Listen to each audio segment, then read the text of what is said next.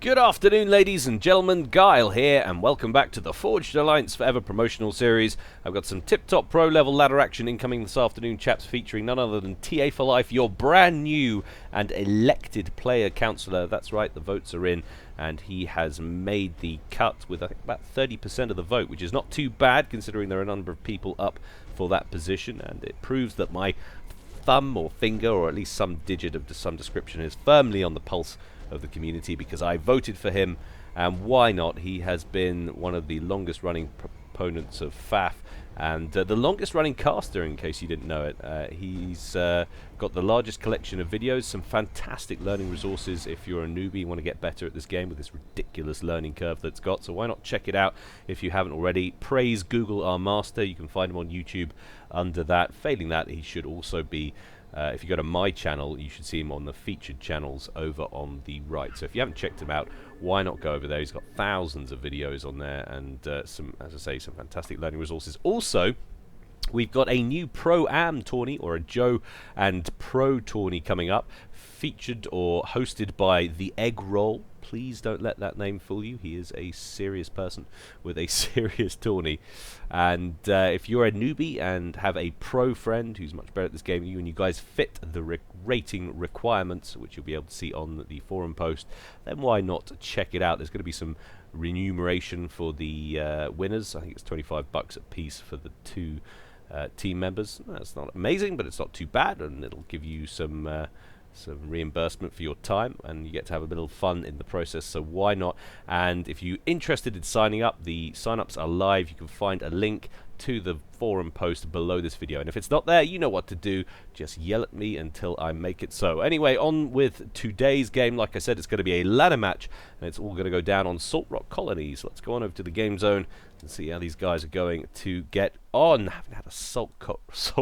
I haven't had a salt cock ever, and I never plan to. I haven't had a salt rock colony in quite some time. I really should restart the cast, but you know what? I'm not going to, because that was a gem that keeps on giving. Let's take a look at our players over here on the right in the red corner, going Aeon, his stereotypical, his always favorite, originally anyway. It's none other than TA for Life, our new 2015 player councillor, and he is opening first land. I still can't believe I opened the cast like that. Damn! Gyle, you're slipping. That's awful. And to his left, on the other side of the map over here, my good friend and collaborator lextoc, who's also going Aeon, so it's going to be a mirror matchup. He's also opening first land, but he's going to go second air. I'm wondering if TA has queued up his build order there. Come on, TA, show us what you got in the completely non-flasher naturist sense. Are you going to go? He's not. He's being cryptic. He's talking about it. Before we get involved too heavily in the game as well, lots of people have been asking me when I'm going to transition to this dreaded new 60 frames per second stuff that's now been implemented on YouTube. I have given it a test, guys. You'll be pleased to know, and the answer is I can't tell you because it was hideous. My rig is many years old now. It's been updated a little bit here and there, but it's got a lot of junk on it. Needs defragging, needs cleaning out, really needs a reformat, to be honest.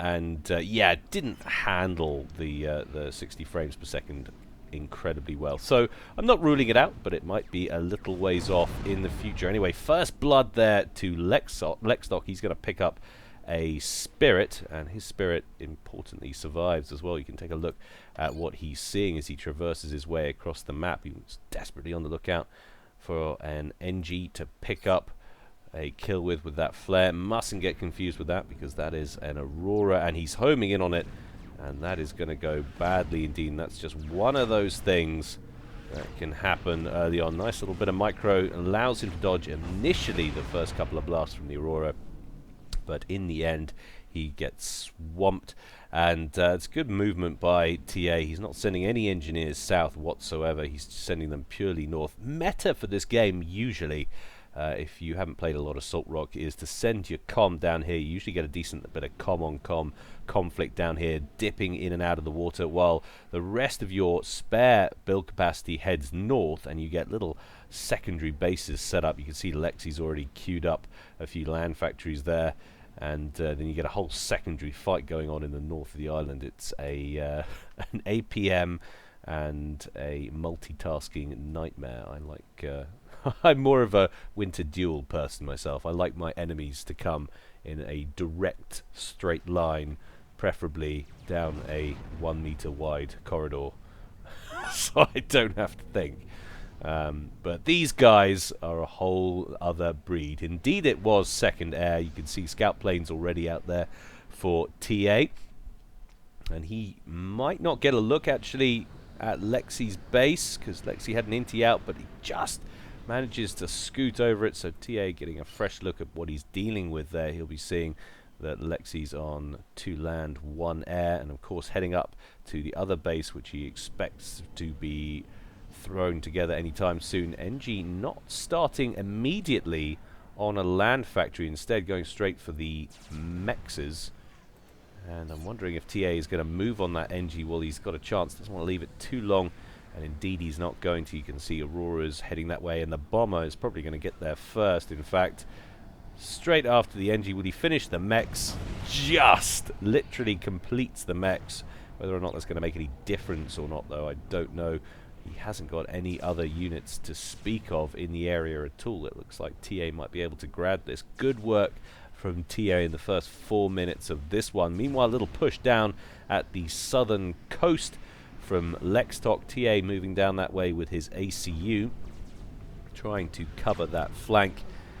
Spirit has discovered an NG. You can see he's going straight after that with the whopping, it's not even 2 DPS, is it? Something like that. It's absolutely tiny. Meanwhile, TA is going to mop up the spare Auroras back here. So it's dun dun dun, the battle of the century. 2 spirits versus an engineer, which has completed its task, who's actually just tanking it and going about his business. Now I'll just head back to base now. Meanwhile, Aurora's incoming. They are going to have to back off out of there for no joy.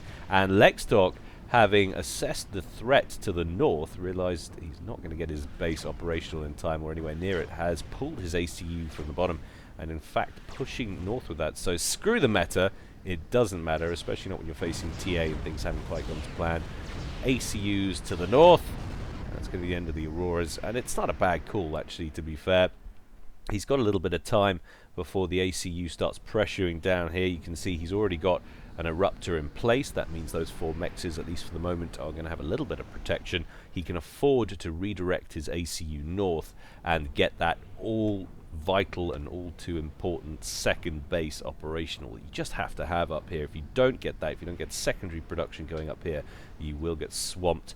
And that will be the end of the game, effectively, because you'll be cornered on essentially 2 base worth of mass, while your opponent is sitting on, well, goodness knows, 4, 5, something like that, crazy amounts.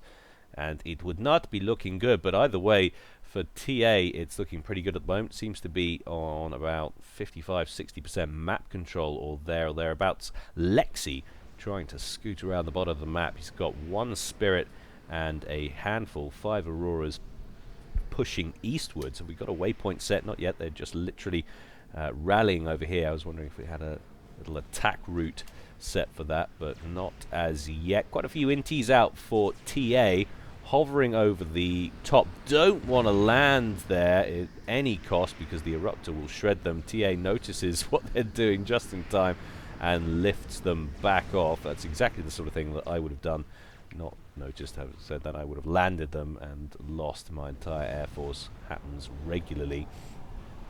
Bombers, meanwhile, out for Lexi, covering Auroras moving down from the north there from TA, skirting across the northern hillock. You can see it there, making their way down and getting caught in that little neutral civilian base down there, full of the Cybran administrative structures that immediately need to be reclaimed. Dreadful Cybran architecture, a blight on any map, of course. Bombers out there for TA, picking up a couple of units. Nicely done indeed.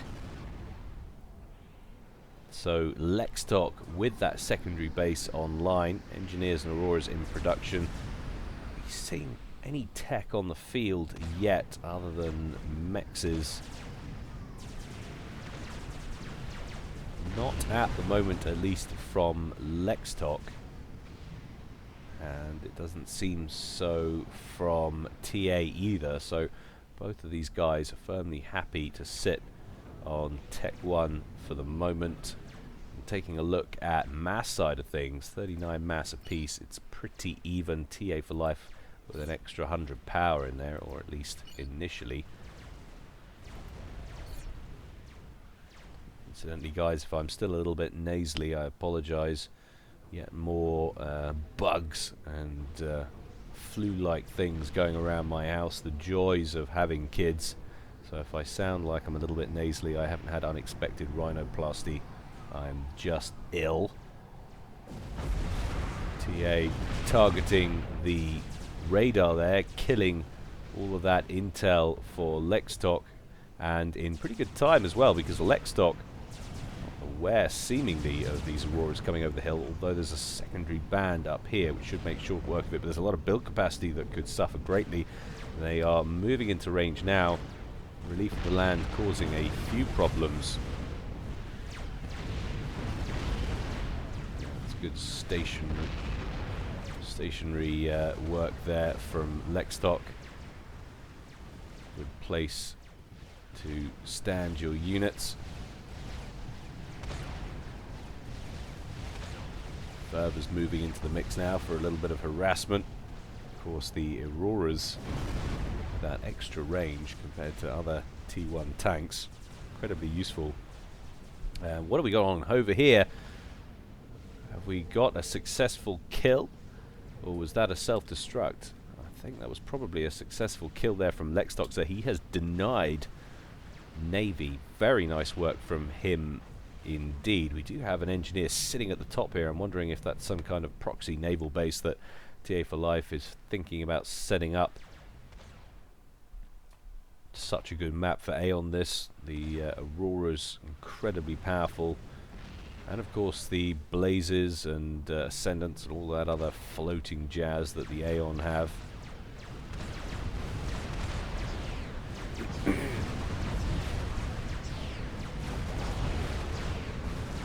Throwing a nice overcharge in there with his comm. Only 8 kills on him so far, so ways off veterancy for the moment.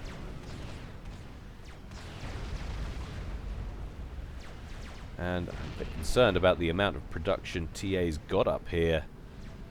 He's got those 2 land factories, which I suppose it's only one less than lextoc, but gets out-produced up there. He could find himself in a spot of bother.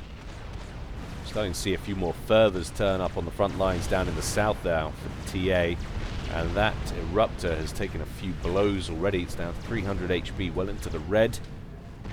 It's the only thing that's really going to be holding TA for Life's ACU at bay. And lextoc, for the moment at least, ahead on mass. So map control, he might be down, but mass, he is ahead, 51 to 47 now. Fluctuating as ever. There go the last of the Auroras that picked off or forced the cancellation of that naval base. And it's interesting actually, that's changed the entire dynamic of the game. lextoc has not gone for Navy at all. He would have probably been forced to had that successfully gone online to rebuff TA, but as a result, still just a land and ever so slightly an air game.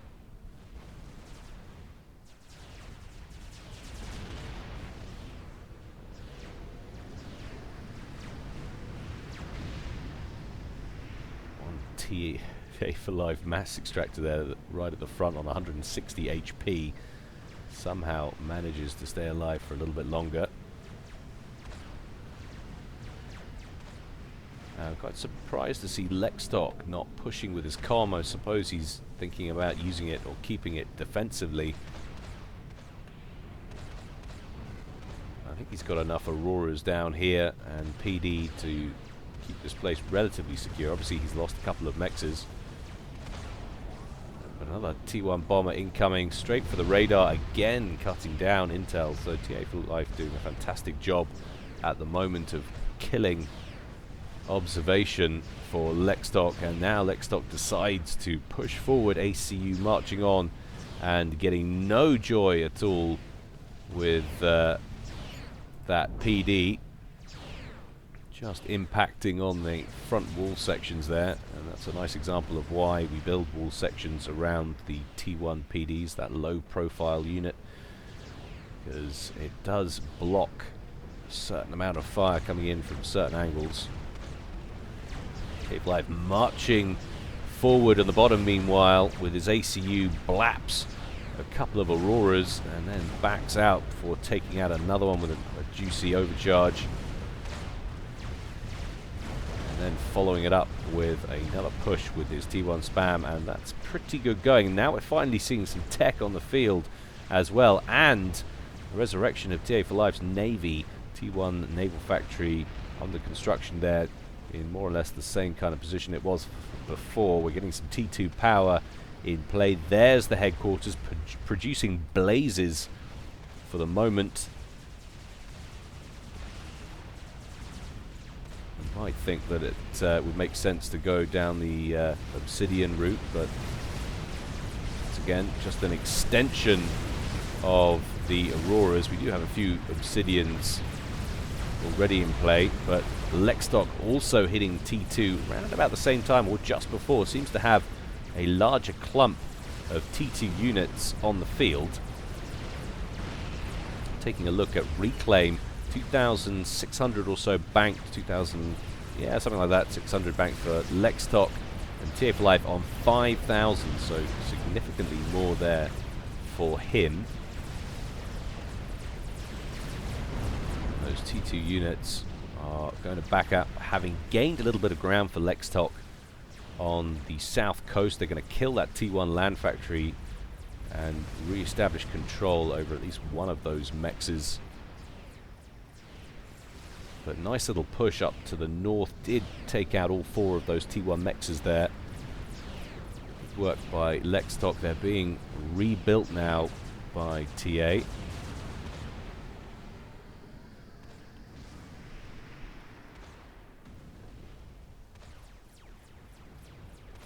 So very interesting dynamic, this one. As I say, not entirely consistent with the meta. We're not getting the ACU battle that we usually get down here. That might actually serve to extend the game a little.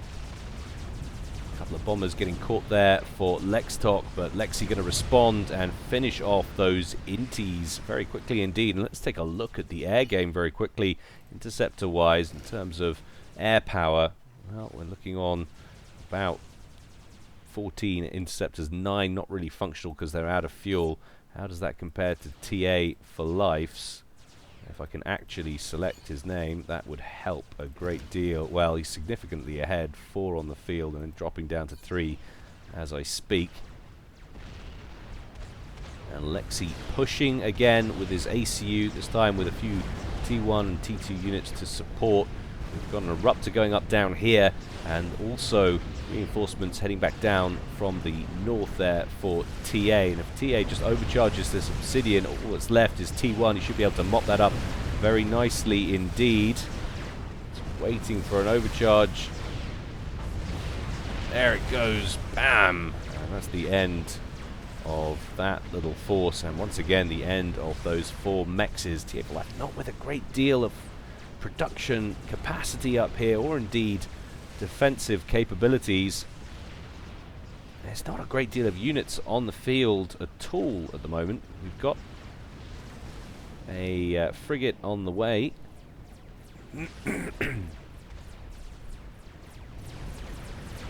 TA looking a little light right now. He is 10 units mass per tick behind at the moment, and he's producing, he's got a lot of build capacity on that T2 factory. It's producing a mix of blazes, obsidians, ascendants and T2 NGs. TMD going up at the front of his base, doesn't want to get TAC missile sniped or lose any of his mass. A couple of bombers coming out of the top from TA going after the power for lextoc, who is just about on the breadline when he's at full expenditure power-wise, so not a bad decision on that front.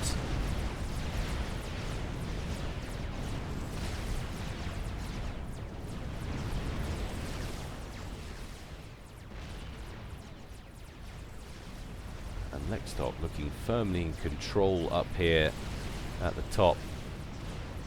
TA for life being forced to back right up. He's not yet re-established control of the actual mexes though. He needs to get a couple of engineers in there or start putting his ACU to use.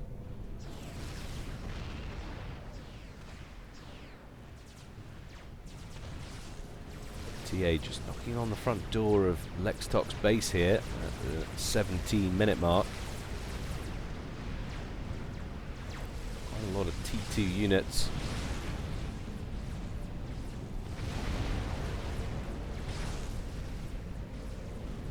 There's a decent amount of reclaim on the field as well. You can see those engineers buzzing around in the background there for TA, trying to make up for this mass deficit that he's facing.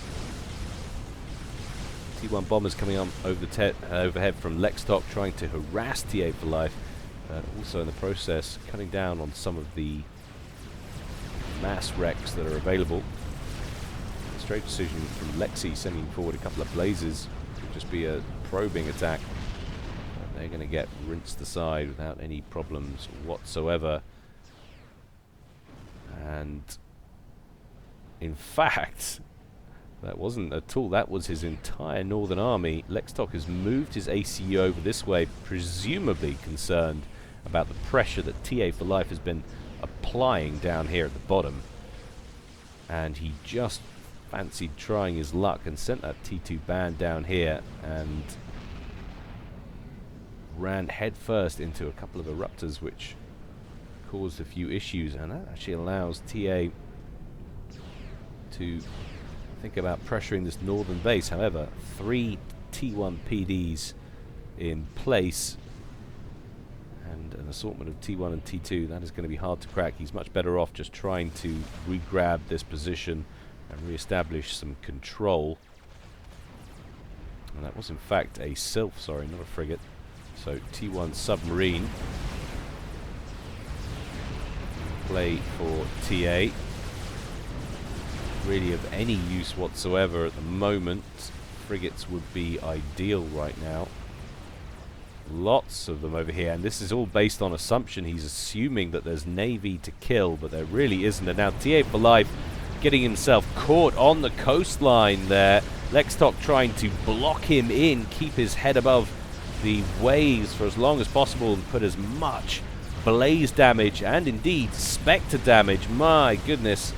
The table has suddenly turned on this one. TA for life down to 6,000 hit points, well into the yellow and losing ground, and now facing a massive counter push on the south coast.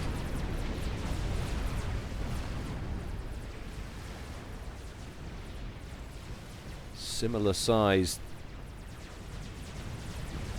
air forces of these two guys. Deal breaker, of course, being that lextoc has hit T2 air, and look at this, the ground push just keeps going and going and going. Obsidian doing a nice job there of absorbing huge quantities of damage from all those blazes. These, of course, being amphibious, don't put out the most amount of DPS for a T2 unit. Otherwise, that coupled with their utility would be, or their mobility or motility, whatever it's called, would be just plain imber. But the blazes now stomping their way into TA for life's base, and actually want to concern themselves a little bit less with the obsidians and just try and wreck some power. And that is indeed what lextoc is going after, straight after that central T2 power gen. What's going on down here? Meanwhile, large air fracas. Lextoc's slightly unfueled air force having issues on the bottom there, but there goes the T2 P-Gen for TA for life, and that is probably going to hurt somewhat. That drops him below lextoc in power gen and takes him to more or less the breadline, looking like he's in too much difficulty for the moment. Has TA for Life realised he doesn't need any more subs? Yes, he has. Production is paused. Just think what a couple of destroyers would do right now. An Exodus class destroyer, maybe even a cruiser to help deal with potential gunship threats. With no counter whatsoever, can sail right around the back and put lextoc in serious difficulties.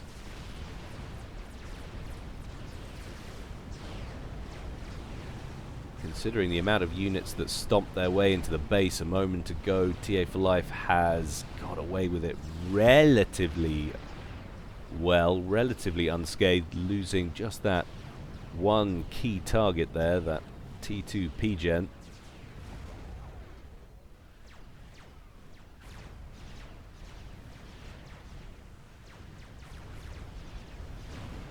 A lot of build capacity now supporting that T2 factory up top.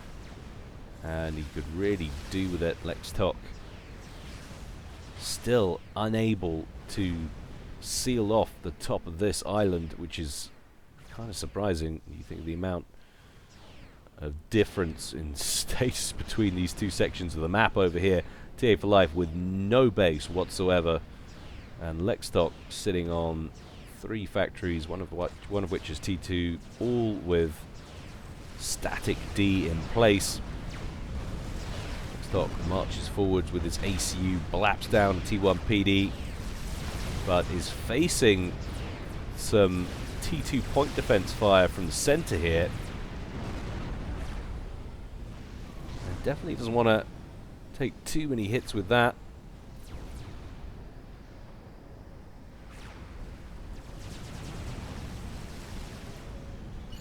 Just waltzes out of range there. Would love to kill that T2 radar station, as it's providing intel for virtually all of the key sections of the map.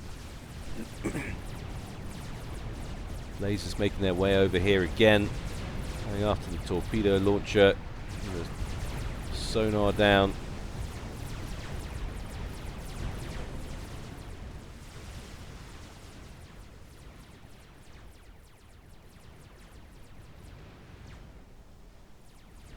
lextoc suddenly, out of nowhere, behind on mass. Map control, he's...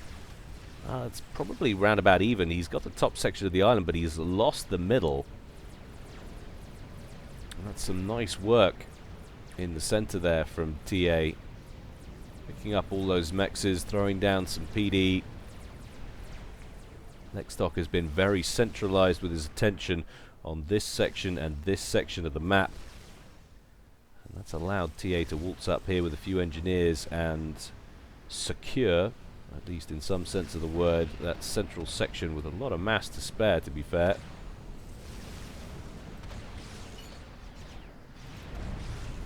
Look at that, 6 mexes going begging.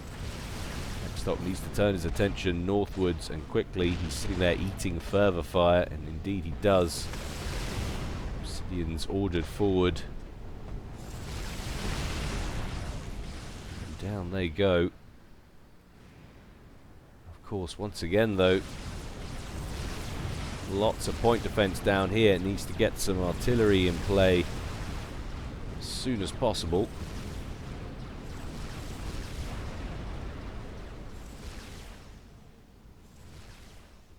And indeed, we have T2 tech, so TA for Life switching it up, and very rapidly, it has to be said, straight to T2 Navy.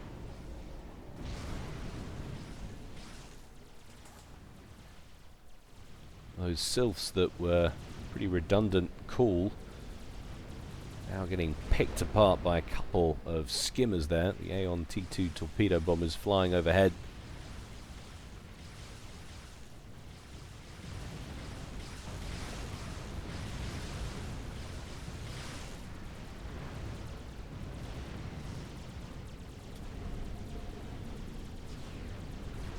is just amazing that we haven't had more developments on this side of the map. But Lexi has been pumping his eco into other things, and some of those things is the air game. Suddenly a host of Spectres turn up in the middle, and TA for Life is losing all of that ground he gained a moment ago.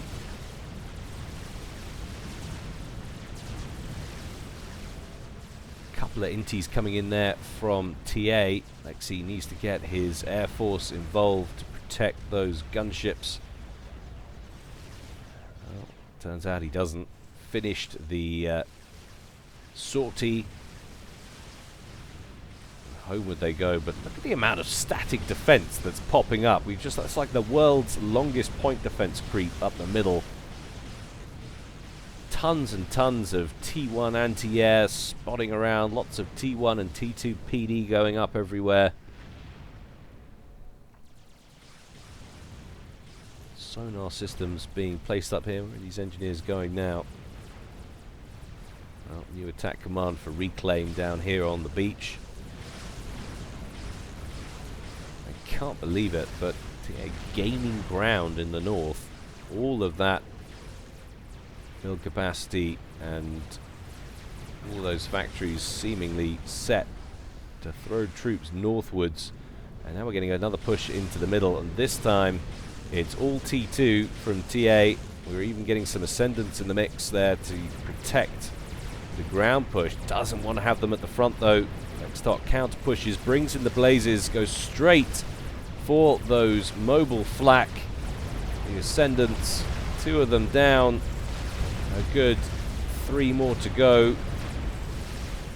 Those blazers with the woeful damage, though, that they do for T2 units.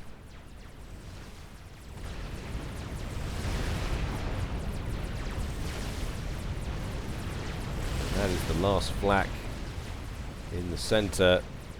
I would say that he could bring the gunships in, but he really doesn't need to. But what he does need to be concerned about is this new push coming in from the top. However, Obsidian's now online, at least one of them anyway. And look at the splash damage being inflicted. That is the most beautiful Oblivion blast I think I've ever seen. What was that? About 5 Obsidians just went up in that one single shot. Such a wonderful defensive unit, the Oblivion turret.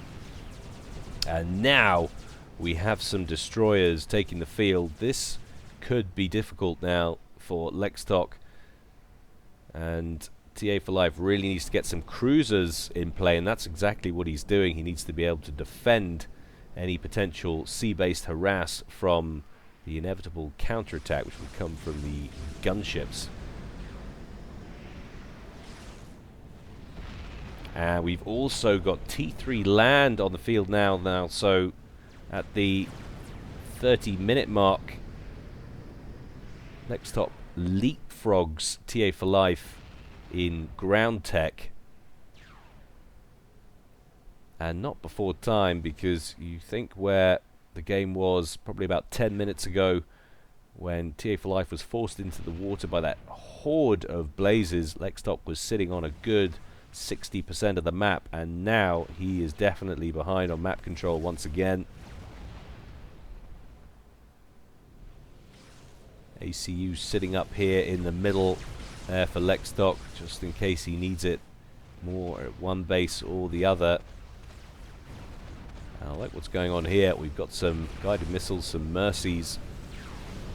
That will certainly be useful against the destroyer.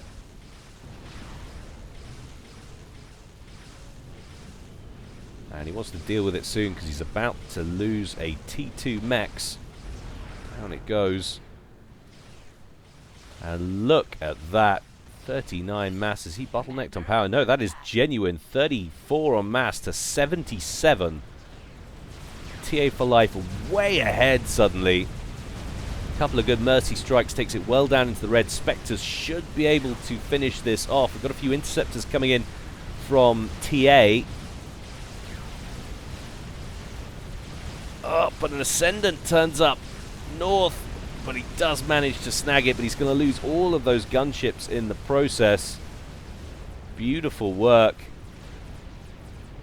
And lextoc now just being starved out of the game slowly. All of these mexes out of commission from subsequent pushes, one after the other, and also the route, of course, of that destroyer coming around the bottom of the map there. 87 to 41, and you've got to think that lextoc needs to do something dramatic here with some of these pushes. Build capacity slaughtered there before they can finish the eruptor and halt lextoc's progress, sorry.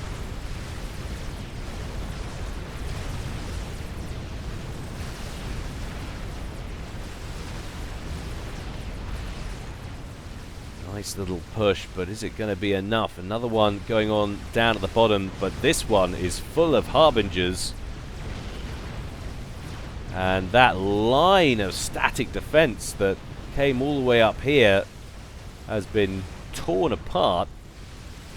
Couple more Oblivion turrets to deal with. And then after that, it's mostly T2 units he's got to worry about. One more back here as well. There is fire coming in from another Exodus that has been rolled out. I'm surprised he's not rolling that straight around the back. He is obviously concerned about the Mercies. So that wasn't actually another cruiser there. I thought that was producing destroyers only. But TA wanting to utilize that destroyer to put as much pressure on this group of units as possible. TA is still operating completely off T2 ground. And once again, the mass differential narrows, 57 to 41, then of course it changes 65 to 46, but that's significantly healthier than it was just a moment ago. Counter push coming in from TA, lots of Obsidians in the mix that do actually stand up pretty well against T3 units, especially Harbingers.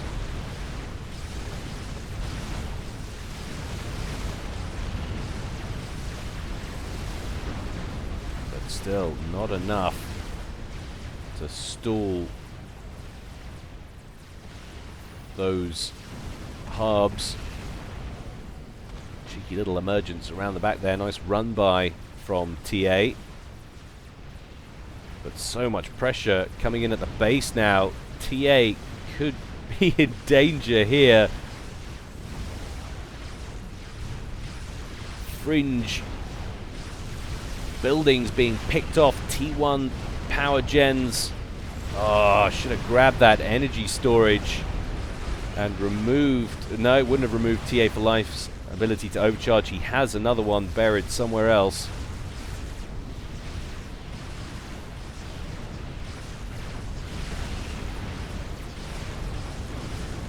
But this is fantastic work. Most successful group of Harbingers ever. And suddenly the face of this game changes again on the ground. What looks so solid over here for TA has been torn apart. But again, this toe that TA for Life has dipped into the naval game could well prove decisive. Another Exodus destroyer coming in around the back of lextoc's base and immediately going after the power grid.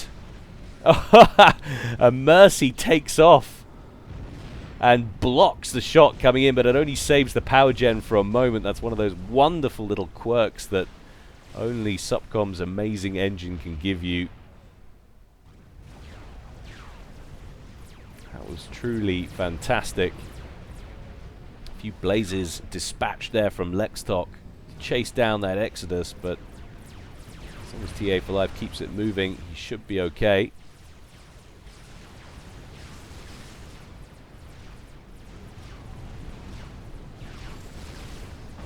That attack down here at the base seems to have been controlled now. by TA, but look at the difference. And TA for Life in the lead still, but it's been cut down enormously, 38 to 32. But lextoc now suffering power issues. Needs to find a way to deal with this naval issue.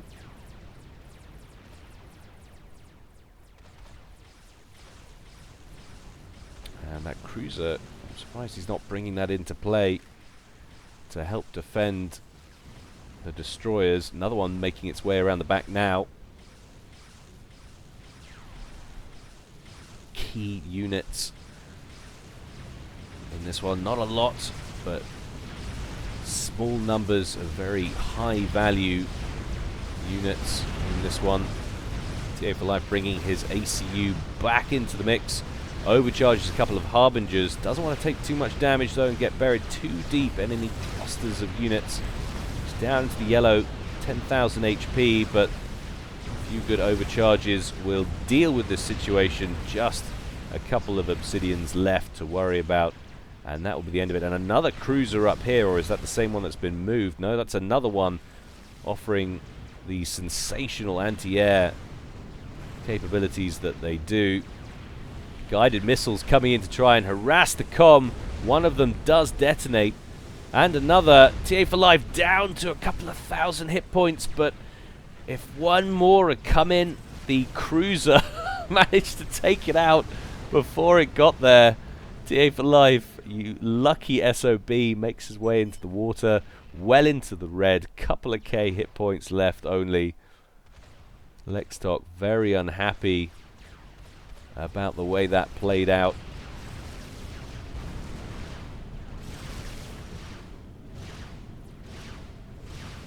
He's going to win this exchange. It's going to be close. Yep, he will. But there's more reinforcements on the way in, and that of course means the land factory has finally been upgraded to T3. TA for Life no longer facing that horrendous tech deficit on the ground, and is once again pulling ahead ever so slightly in mass. 46 now to 37.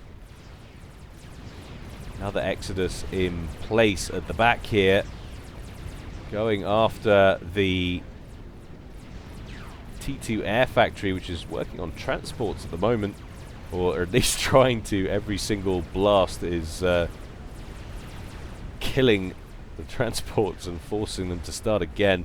Finally though, those blazes finish off the destroyer.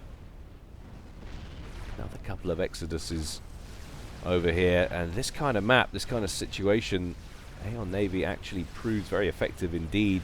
They're not great ship to ship, but they are excellent at bombarding.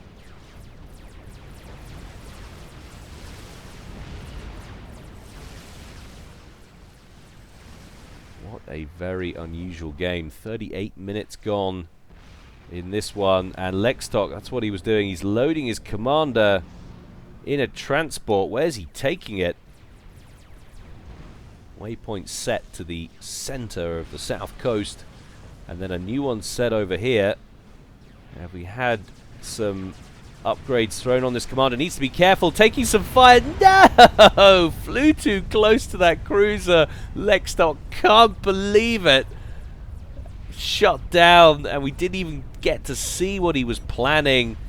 I'm wondering if he had some upgrades on there. Lexi, if you're watching, please throw a comment in the section below and tell us what you had on that comm. Were you going Rambo comm? I can only assume you were. Either that or you were planning to suicide. If that was the case, you really wouldn't have been so upset by getting picked off by the cruiser. But that is a brutal way to end it. Damn it, I wanted to see what was going to happen. But never mind. Very nicely played, TA. That just goes to show you guys, I do cast games where TA wins. Because I always feel so bad. TA for Life has plays so much, and he wins really often. It just there's one of those strange anomalies where it plays out that the most castable games often happen to be where he loses. But anyway, guys, I hope you enjoyed that. More to come from me as always in the future. But in the meantime, stay well and stay safe. This is Gyle signing out.